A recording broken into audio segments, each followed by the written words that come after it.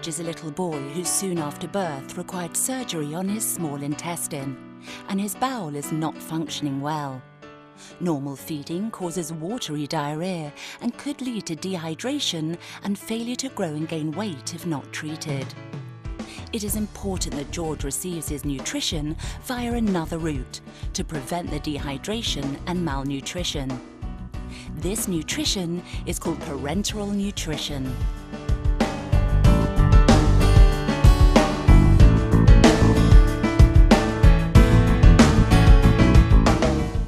Healthcare at Home works with the hospital to provide the parenteral nutrition required by George in the comfort of his own home. Vicky and Matt, George's mum and dad, understand that healthcare at home is available 24 hours a day to support them in an emergency. Nikki, the healthcare at home nurse, has arrived this evening to help mum set up George's parenteral nutrition, whilst dad is at work. It takes 2 people to do the procedure. The room for setting up parenteral nutrition needs to be clean, with the windows closed. Mum and Nikki ensure they are not disturbed during the setup. Hand washing is the most important factor to help reduce infection. All wash their hands. George's mum is going to be the person who connects the parenteral nutrition. It is important that she washes her hands very well for 2 minutes. The ALIF hand washing technique includes washing all areas of mum's hands. She wets her hands, then applies liquid soap. Mum washes palm to palm, right palm over left dorsum, and left palm over right dorsum. Palm to palm, and fingers interlaced backs of fingers to opposing palms with fingers interlocked. This is followed by rotational rubbing of right thumb clasped in left palm and vice versa. Rotational rubbing backwards and forwards with clasped fingers of right hand in left palm and vice versa. And finally, the wrists. This is repeated for 2 minutes. Whilst mum washes her hands, the nurse is cleaning the trolley that will be used for the procedure. All surfaces are cleaned with soap and water and then wiped with sani-cloths.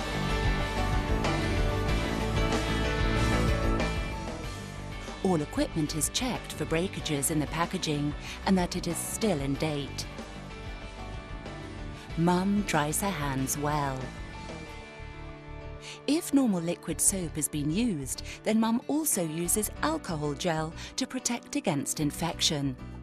It is really important when handing any equipment to mum that the nurse does not touch her. Mum puts on the sterile gloves.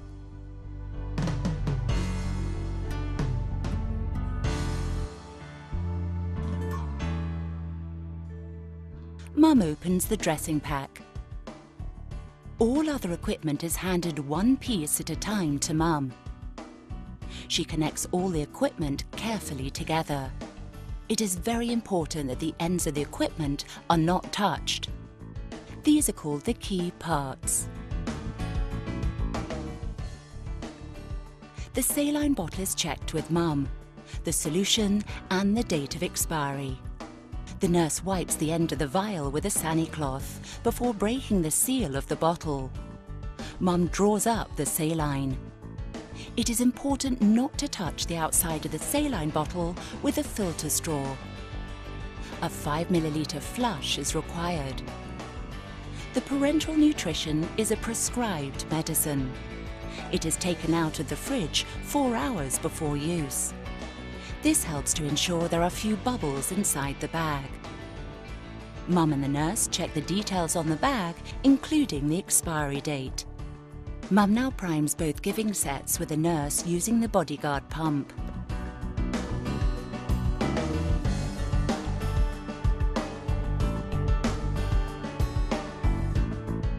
Mum tries to get all bubbles out of the giving set. Little bubbles will not hurt. The giving set is very thick plastic and magnifies the bubbles. The end of the line is kept on the trolley. This reduces the risk of infection. Some patients have their parenteral nutrition all together in one bag. A pump is used with just one channel for one giving set. Sanicloth wipes are a mixture of alcohol and chlorhexidine. They remove traces of bacteria and fungus prior to accessing the line.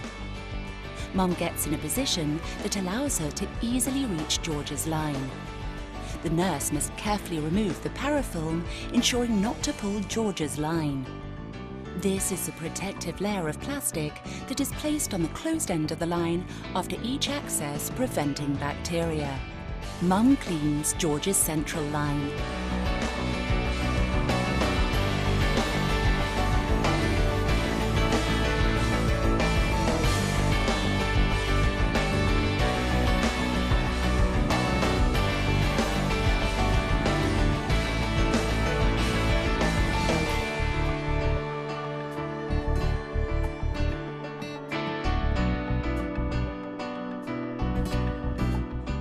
It is very important to let the alcohol on the line evaporate.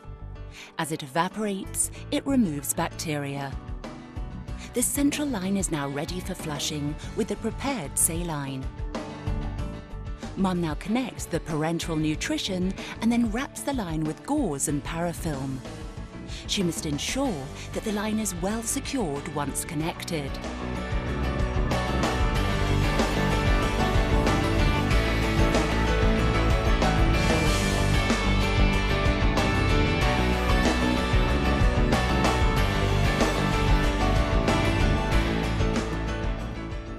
The rates of the infusion are checked again before starting. The clamp is open to allow the parenteral nutrition to enter the central line. George is made comfortable. He could go downstairs if the portable bag was used, or he may be going straight to sleep. If the parenteral nutrition is to stay on the drip stand, it must be protected from light using the bags provided.